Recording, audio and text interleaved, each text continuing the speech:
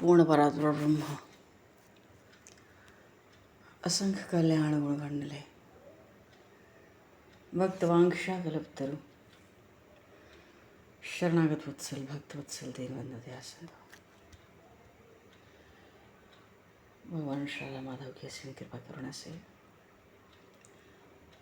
शरण जी महाराज की परम पावन भाव में सन्निधि में महापुरुषों के भाव में उपस्थिति में एवं आप सभी श्रद्धालु भक्त वैष्णवों के मंगल सन्निधि में मानव जीवन का सर्वोत्कृष्ट फल भगवत गुणगान भगवत स्मरण का आनंद हम सभी भगवान श्री कृष्ण की दिव्य लीलाओं के माध्यम से प्राप्त करने जा रहे हैं। सर्वप्रथम आप सभी भक्तजनों के श्री चरणों में भगवत भाव से सादर वंदन सादर नमन। आप सभी को यथा योग्य जय श्री राम जय जय श्री राधे हरि शरणम जय श्री राम जय वंशी विभूषित कराल नवनीरदाभात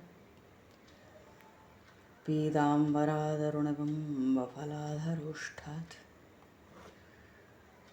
पूर्णेन्दु सुन्दरमुखाधरविन्दनेत्रात् कृष्णात् परं किमपि तत्त्वमहं न जाने। कृष्णात् परं किमपि तत्त्वमहं न जाने।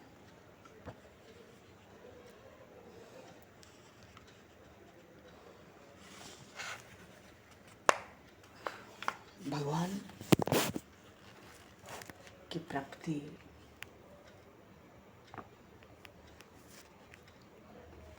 महापुरुषों ने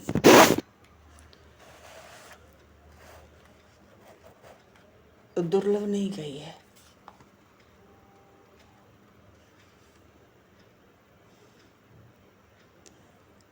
महापुरुष कहते हैं जीव भीतर गलत धारणा रखता है।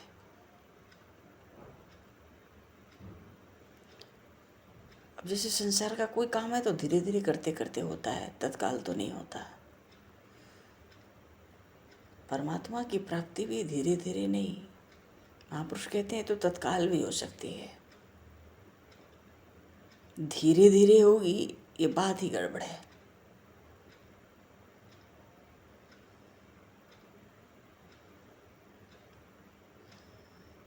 संसार की वस्तु को प्राप्त करने में तो समय लगता है।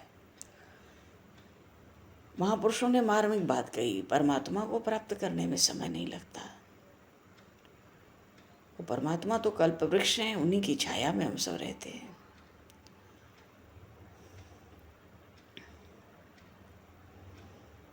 भगवान ने कहा ये यथा माम प्रपद्यन्ते तांस्तै भजाम्यहम्।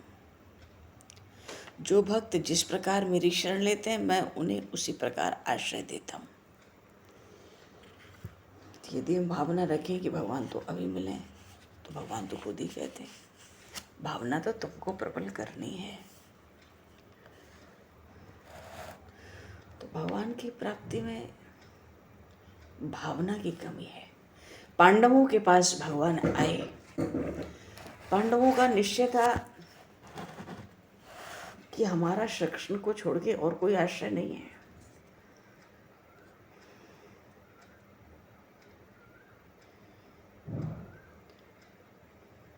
माता पार्वती ने ऐसा भाव स्वयं रखा पहले कि तप करने से शिव जी मिलेंगे,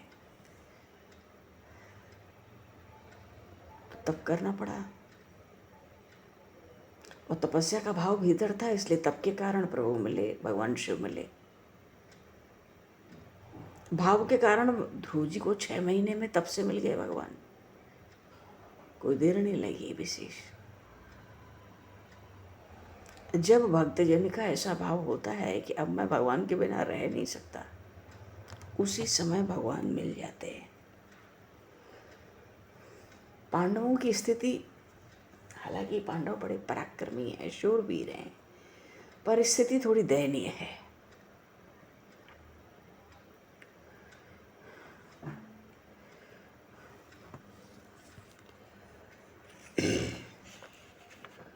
भगवान का आश्रय है और भगवान भी भक्तों के साथ साथ है। गीता जी में एक जगह अर्जुन जी ने कहा भगवान से कि हे अनंत प्रभावशाली भगवान, इस त्रिलोकी में आपके समान दूसरा कोई भी नहीं है, फिर आपसे अधिक हो कैसे सकता है?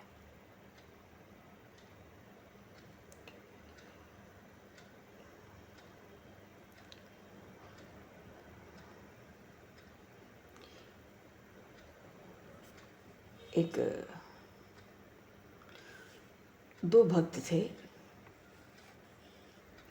वस्तुतः हमारी जैसी भावना होती है भगवान हमें वैसे ही मिलते हैं। दो भक्त थे, एक भगवान श्री राम का भक्त था, दूसरा भगवान श्री कृष्ण का। और दोनों अपने अपने इष्ट देव को श्रेष्ठ बताते थे। एक बार वो जंगल में गए, कुछ आफत आई, दोनों अपने अपने भगवान को पुकारने लगे।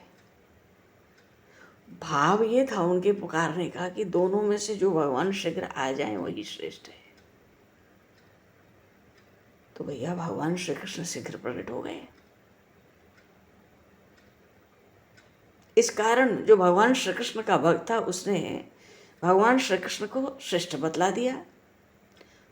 थोड़ी देर में भगवान श्री राम भी प्रकट हो गए।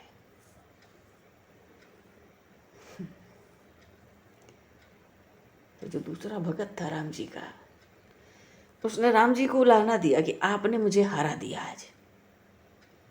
भगवान श्री कृष्ण तो पहले आ गए, आप आए देर से, मेरा अपमान हो गया, मेरी बात छोटी हो गई।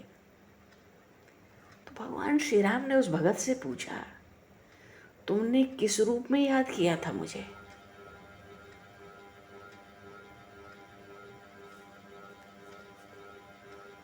तुमने मुझे किस रूप में याद किया था?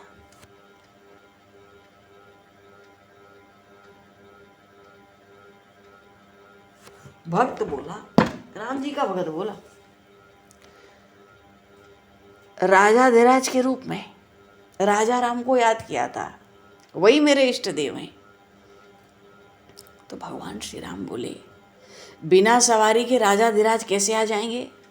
अरे पहले तो तैयारी होगी, सवारी तैयार होगी, और तभी तो वो आएंगे। बोले श्री राम राजा सरकार की जय। अच्छा, उधर कृष्ण भक्त ने पूछा, उससे भी पूछा गया, भाई तुमने किस भाव से याद किया, किस रूप में याद किया था? तो उसने कहा, मैंने तो अपने भगवान को गाय चराने वाले के रूप में याद किया था कि वे यहीं कहीं जंगल में गाय चराते होंगे, इसलिए वो पुकारते ही तुरंत प्रकट हो गए। बोले श्री कन्हैया लाल की जय।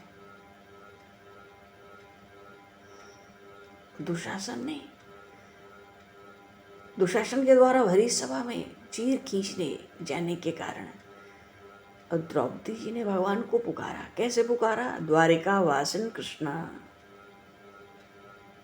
ऐसा कहकर द्वारिका वासिन कृष्णा भगवान को पुकारा। तो भगवान के आने में थोड़ी देर लगी।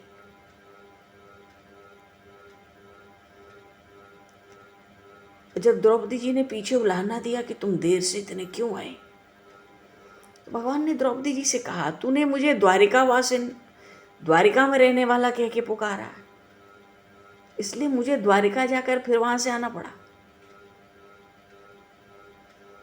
यदि तू कहती कि यहीं से आ जाओ तो मैं यहीं से प्रकट हो जाता।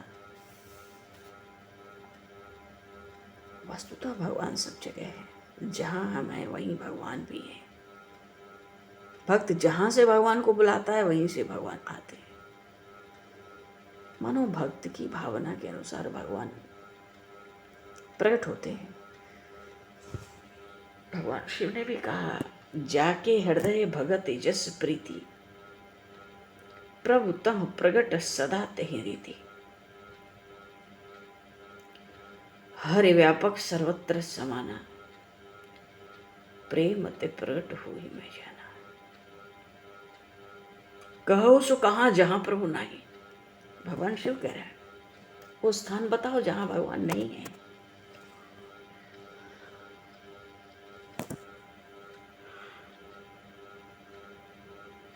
और जब भगवान श्री कृष्ण गोपियों के बीच में अंतर ध्यान हो गए, गोपियां पुकारने लगे, दयितदृश्यताम् दिक्षु तावकास्त्वयि धृता सवस्तु त्वां विचिन्वते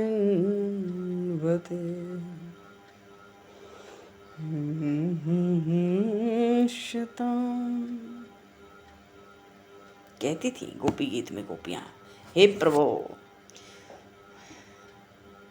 तुम में अपने प्राण समर्पित कर चुकने वाली हम सब तुम्हारी प्रिय गोपियां तुम्हें सब ओर ढूंढ रही हैं, इसलिए अब तुम तुरंत दिख जाओ। दयित दृश्यताम दिक्षुतावकाश, तुरंत प्रकट हो जाओ। पुकार सुन के भगवान उनके बीच में प्रकट हो गए।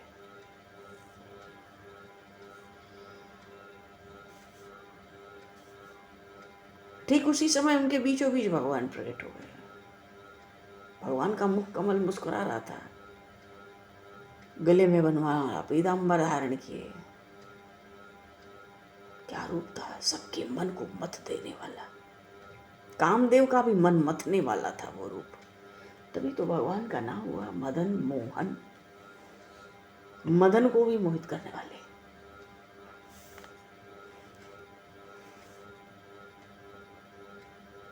मानो गोपियों ने कहा प्यारे दिख जाओ, दयित दृश्यताम, भगवान वहीं दिख गए। कहने का भाव है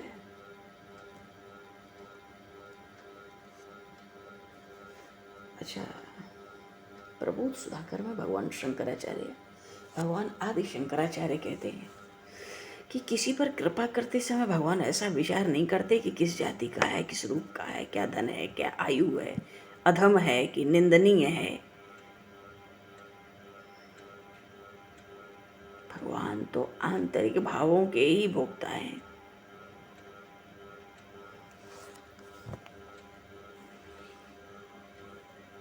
और अंतःकरण अशुद्ध हो तो वैसा भाव नहीं बनता, यही बाधा होती है। कलयुग में तो हमारे शास्त्रों ने, महापुरुषों ने कहा भगवान सुगमता से मिलते हैं। महापुरुष कहते हैं अब ग्राहक कम हो गए, भगवान को पाने के ग्राहक कम हो गए।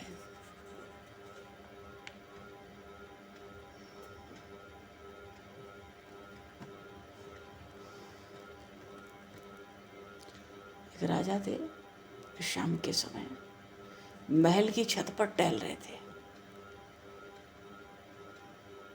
नीचे घूमते हुए एक बाजार में एक संत पर दृष्टि पड़ी।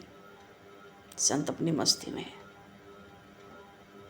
ऐसी मस्ती में मानो उन संत की दृष्टि में संसार था ही नहीं। और राजा के अच्छे संस्कार थे। कुछ सेवकों से राजा ने कहा तो तत्काल उस संत को ले आओ।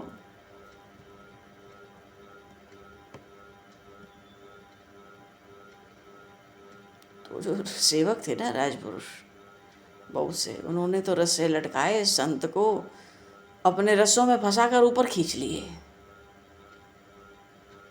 इस कार्य के लिए राजा ने उन संत से बहुत क्षमा मांगी। राजा ने संत से क्या कहा, मैं अपने प्रश्न का उत्तर पाने के लिए ही मैंने आपको ये कष्ट दिया। प्रश्न क्या था, भगवान शीघ्र कैसे मिले। संत ने कहा, राजन तुम तो इस बात को जानते ही हो। राजा ने पूछा कैसे। संत बोले, यदि मेरे मन में तुमसे मिलने का विचार आता तो कई अड़चने आती, बहुत देर लगती, पता नहीं मिलना संभव भी होता कि नहीं। पर जब तुम्हारे मन में मुझसे मिलने का विचार आया तो राजा हो, कितनी देर लगी। ऐसे ही अगर भगवान के मन में हमसे मिलने का विचार आ जाए तो फिर उनके मिलने में देर नहीं लगती। राजा ने पूछा, महाराज भगवान के मन में हमसे मिलने का विचार कैसे आ जाए। संत ने कहा, तुम्हारे मन में मुझसे मिलने का विचार कैसे आया। तो राजा ने कहा, जब मैंने देखा कि आप एक ही धुन में चले जा रहे हैं, न सड़क पर ध्यान है, न बाजार पर, न दुकान पर, न मकान पर, न किसी मनुष्य पर, किसी भी तरफ आपका ध्यान ही नहीं है। तब मेरे मन में आपसे मिलने की और प्रश्न पूछने की बात आई। संत बोले, ऐसे ही तुम एक ही धुन में भगवान की तरफ लग जाओ, अन्य किसी तरफ मत देखो, उनके बिना रह न सको।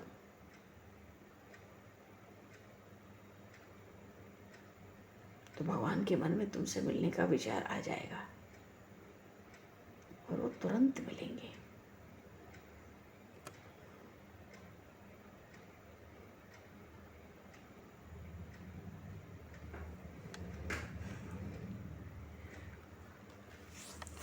भगवान ने कहा है गीता जी में, अनन्य चेता सततम यो माम स्मर्त नित्यशः तस्याहं सुलभः पार्थ नित्य युक्तस्य योगिनः।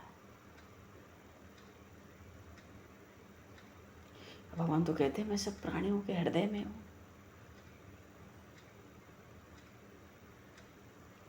सर्वस्वम चाहम हृदय सन्निविष्टः, गीता जी में आया।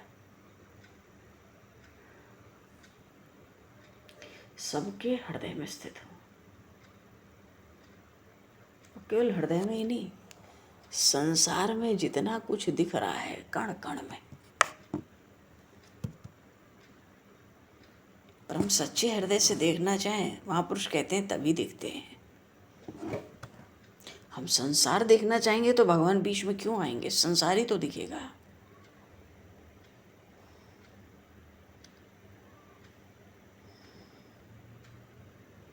संसार में राग द्वेष प्रयोजन न रहे तो भगवान से प्रयोजन रहेगा, तो फिर भगवान से ही घनिष्ठता रहेगी।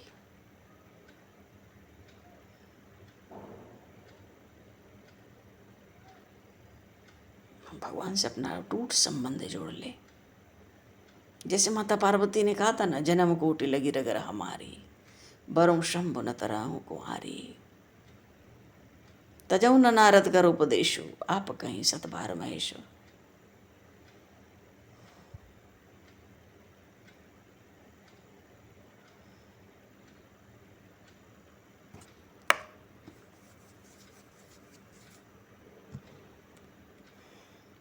भगवान ने कहा, जो अनन्य चित्त वाला मनुष्य नित्य निरंतर मेरा स्मरण करता है, उस नित्य निरंतर मुझ में लगे हुए योगी के लिए मैं सुलभ हो जाता हूँ, मानो सुलभता से प्राप्त होता हूँ।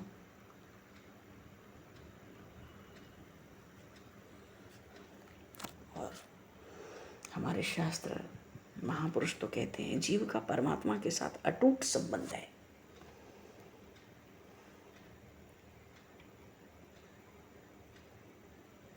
अटूट संबंध है।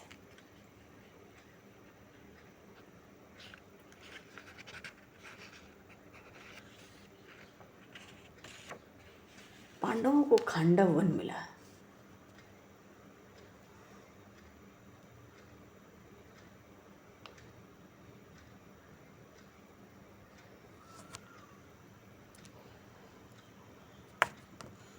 कवितावली में आया कि प्रेम बदौ प्रहलाद ही को जिन पाहन ते परमेश्वर उकाढ़े। प्रेम तो प्रहलाद जी का था, पत्थर से परमात्मा को निकाल लिया। मेरेपन में बड़ी भारी शक्ति है, भगवान को खींच सकती है केवल उत्कट अभिलाषा। उत्कट अभिलाषा तो तभी होगी जब संसार की सब इच्छाओं का त्याग हो जाएगा।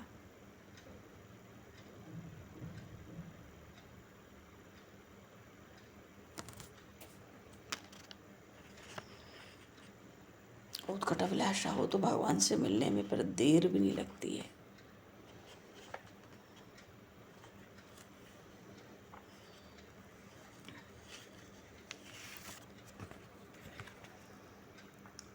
तो पांडवों को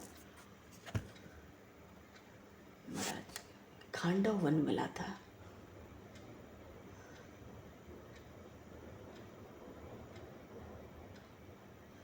अर्जुन जी ने प्रस्ताव किया, भगवान श्री कृष्ण ने अनुमोदन किया, ठीक है, बहुत बढ़िया।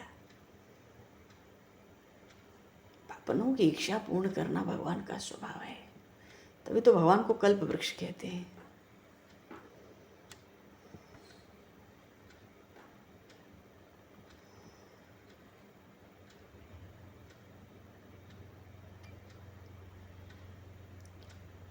उनको लगता था अर्जुन जी को कि द्वारिकाधीश राज सदन में दिन भर बैठे बैठे ऊब जाएंगे, इसलिए उनको कुछ दूर यमुना किनारे शिविर में रहकर स्नान करें, आखेट करें, ऐसा प्रस्ताव रखना चाहिए। तो युधिष्ठिर जी महाराज ने बढ़िया शिविर सजवा दिया, सेवक भेज दिए, बाजे गाजे वाले भेज दिए, मानो सब व्यवस्था हो गई।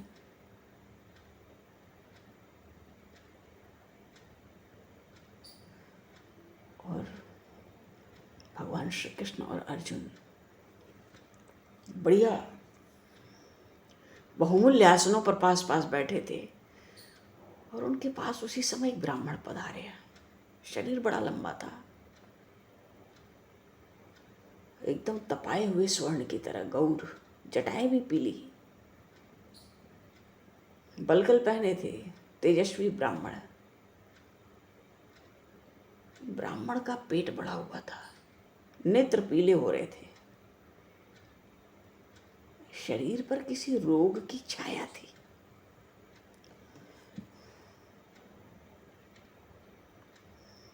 तो ब्राह्मण को देखते ही दोनों उठ गए, भगवान श्री कृष्ण भी, अर्जुन जी भी। अपना नाम गोत्र लेकर भूमि पर गिरकर ब्राह्मण को प्रणाम किया। ब्राह्मण ने आशीर्वाद दिया, पर आसन ग्रहण नहीं किया। उसने कहा, आप दोनों त्रिभुवन में सर्वश्रेष्ठ हैं, सर्वसमर्थ हैं, मैं आप दोनों से भोजन की भिक्षा करने आया हूं।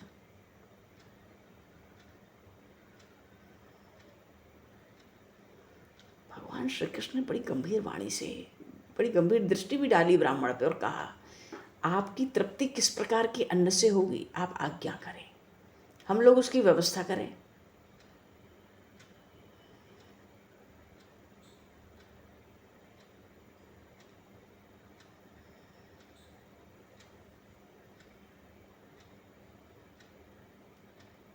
अच्छा, कोई साधारण अतिथि तो है नहीं।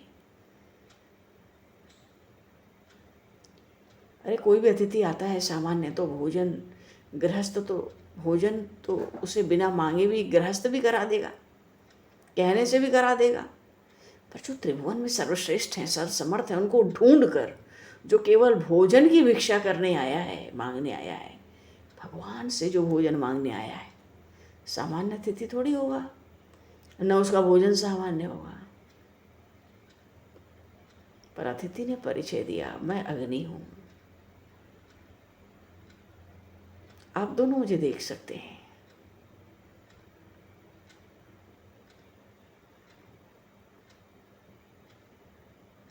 मुझे पांडु रोग हुआ है इस समय, मेरी इस रोग से मुक्ति की औषधि भगवान ब्रह्मा ने मुझे बतलाई है। औषधि यह है कि इस पूरे खांडव वन को मैं जला डालूं, मानो अपने पेट में रख लूं जला के।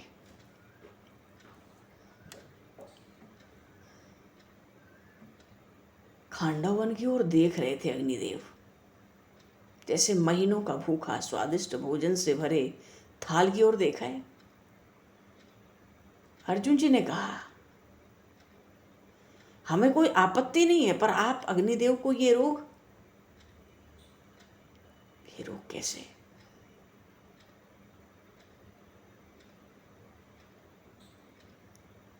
चलो, अग्निदेव ने रोग का भी कारण बताया। पर देवताओं के वैद्य तो अश्विनी कुमार है, आपका उपचार क्यों नहीं करते? बोले, मेरे उपचार में वो असमर्थ हैं। तभी तो मैं सृष्टिकर्ता ब्रह्मा जी की शरण गया। तो ब्रह्मा जी ने मुझसे कहा कि अगर खांडव वन को अपनी ज्वाला जिह्वाओं से मैं चाट लूं तो मेरा रोग मिट जाएगा।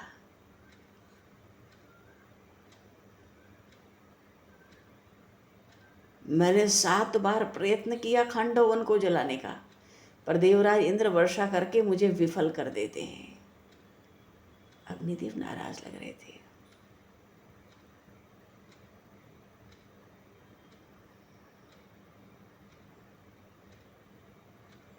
तो देवराज इंद्र ऐसा क्यों करते हैं? क्योंकि उनका मित्र तक्षक परिवार के साथ इसी में रहता है। उसकी रक्षा इंद्र को अधिक महत्वपूर्ण मालूम पड़ती है। इसलिए ब्रह्मा जी के आदेश से मैं आप दोनों की शरण आया हूं। मुझे देवराज इंद्र की चिंता नहीं है। अर्जुन जी ने आश्वासन दिया कि आप भोजन करके खांडव वन को जलाकर तृप्त हो, मैं मेघों को देख लूंगा।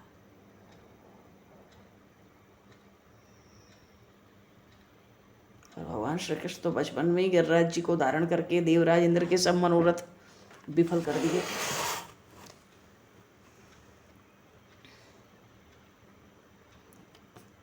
लेकिन इस समय अर्जुन के पास दिव्यास्त्रों को संभालने योग्य धनुष नहीं है, और बहुत अधिक बाण लेकर भी हम दोनों यहां नहीं आए। और बाण आ भी जाए तो उन्हें ढोने योग्य रथ तो नहीं है। भाई वन में रहने वाले नाग दानवों को मारने योग्य अस्त्र और ये श्री कृष्ण द्वारिकाधीश भी तो नहीं लाए हैं। हम तो यहाँ विहार करने आए थे वन में। अग्निदेव ने लोकपाल वरुण जी का स्मरण कर लिया।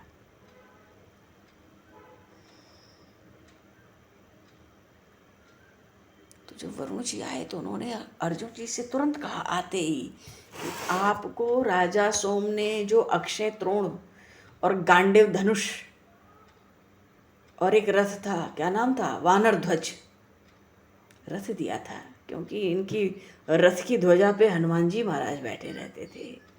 बोलिए श्री हनुमान जी महाराज की। इसलिए इनकी जो ध्वजा थी रथ की, उसको वानर ध्वज कहा जाता था।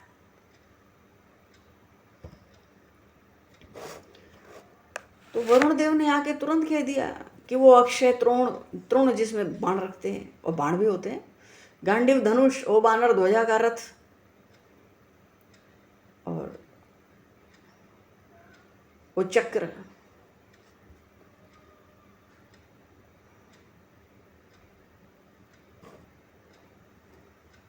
याद दिलाया वरुण देव ने।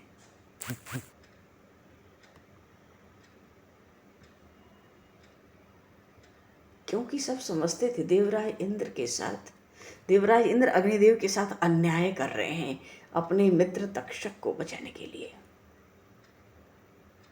उन्होंने अर्जुन के सब कुछ वहीं उपस्थित कर दिया, अक्षय तृण, गांडव धनुष, रथ। उत्तरोण ऐसे कि बाण कभी समाप्त नहीं होते थे। गांडीव धनुष ऐसा था किसी अस्त्र शस्त्र से कट नहीं सकता था। उसकी प्रत्यंचा ही काटी जा सकती थी बस। त्रिभुवन में उस धनुष की पूजा होती थी। वो रथ बहुत प्रकाशित था, उसमें बहुत कुछ था।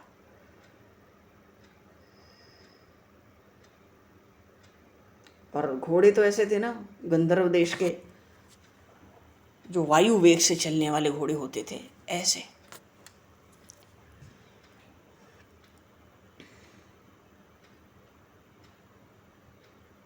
और वज्र की नाभि वाला हजारों औरों से प्रकाशित चक्र अग्नि ने भगवान श्री कृष्ण को दिया।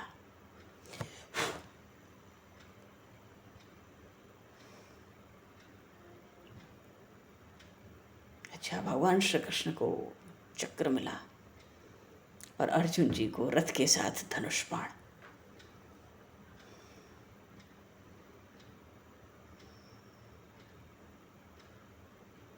और वो चक्र क्या था? दैत्य आदि सबके लिए भीषण अमोघ काल चक्र था वो। हाँ, अमोघ था वो। तो अग्निदेव को भगवान श्री कृष्ण और अर्जुन ने कहा, आप तो बस खांडव वन को जला दो अपनी इच्छा के अनुसार, पर तो अचानक चारों ओर से दावाग्नि प्रकट हो गई। ऐसी लपटें आकाश तक उठती थी। अपार धुआं, वन के अंदर सब प्राणियों का कोलाहल, चित्कार। गुफाओं में, बिलों में रहने वाले प्राणी भी चित्कार करते इधर उधर भागने लगे। इतनी प्रचंड अग्नि, देवता भी डर गए। अभी प्रलय का समय आ गया क्या? क्या सृष्टि आज ही भस्म हो जाएगी?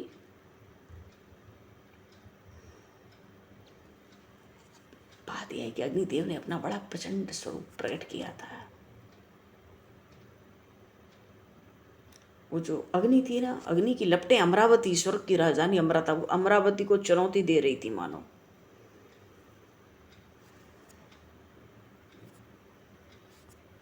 और उसी समय बादलों के साथ खांडव वन के आकाश में देवराज इंद्र ऐरावत पर बैठे आ गए। वज्र उठा लिया, मूसलाधार बरसात आरंभ की, पर उनका आज का सब प्रयत्न व्यर्थ था।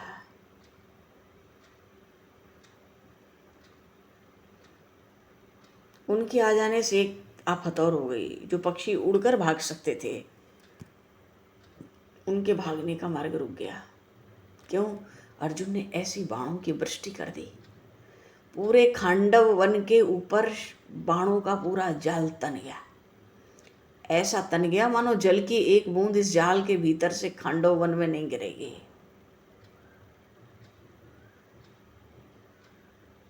अग्नि का ऐसा भयंकर तांडव।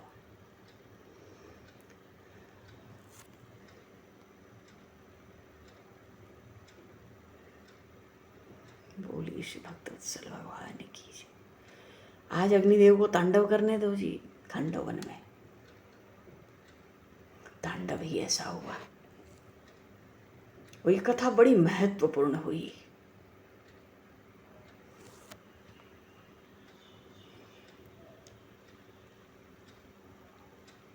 महाभारत के युद्ध के मूल में ये कथा भी आई। और वो हर कार्य होना है जिससे भगवान श्री कृष्ण चाहते हैं कि धीरे धीरे महाभारत के युद्ध की ओर बढ़ते रहें। बोलिए श्री भक्तवत्सल भगवान की जय, श्री राम राजा सरकार की जय, श्री गौरी शंकर भगवान की जय, सब संतन की जय, सब भक्तन की जय, सब गुरुदेव भगवान की जय। भगवान समय को दृष्टिगत करते हुए आवाज परवाणे को विराम। वाक्य पुष्पांजलि प्रभु के श्री चरणों में सादर समर्पित। आप सभी को भी यथा योग्य जय श्री राम, जय जय श्री हरे हरे शरणम, जय श्री राम, जय जय श्री राम, हरि शरण, राधे जय श्री राम, जय श्री राम, हरि शरण, जय श्री राम, जय श्री राम, हरि शरण, हरि शरण, जय श्री राम, जय जय श्री राम, राधे श्याम, हरि शरण, हरि शरण, जय श्री गुरु नानक जी, जय श्री राम, जय भगवान, राधे राधे, जय श्री राधे। बोलो आप जो कोई बोलना चाहो आप बोलो।